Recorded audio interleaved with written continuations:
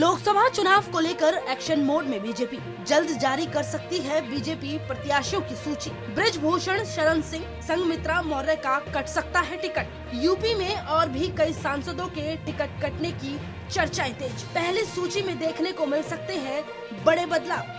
लोकसभा चुनाव को लेकर बीजेपी एक्शन मोड में है। दिल्ली में बीजेपी की केंद्रीय चुनाव समिति की मैराथन बैठक में यूपी समेत कई राज्यों के उम्मीदवारों के नामों पर मंथन हुआ है, जिसके बाद अब कभी भी बीजेपी अपने प्रत्याशियों की पहली सूची जारी कर सकती है। इस सूची में कई बड़े बदलाव भी देखने को मिल सकते हैं।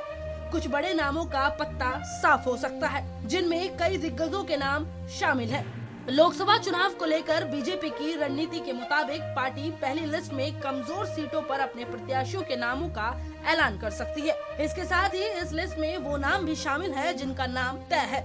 इनमें पीएम मोदी की वाराणसी लोकसभा सीट, लखनऊ से राजनाथ सिंह और अमेठी से स्मृति ईरानी की टिकट तय है। बस ऐलान होना ही बाकी रह गया है। वहीं उत्तर प्रदेश से बीजेपी के कई दिग्गजों के नाम पर तलवार भी लटक रही है, जिनका इस बार टिकट कट सकता है।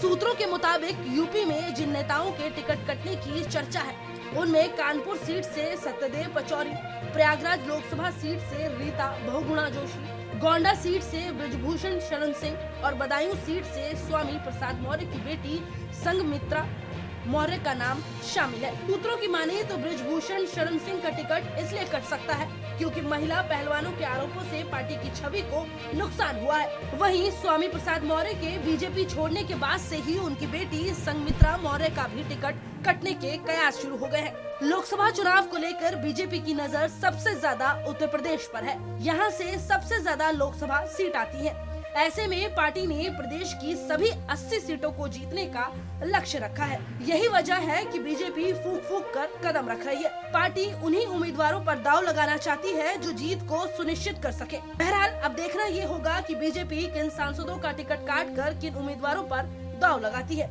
ये तो बीजेपी की लिस्ट जारी होने के बाद ही पता चल पाएगा। Bureau report.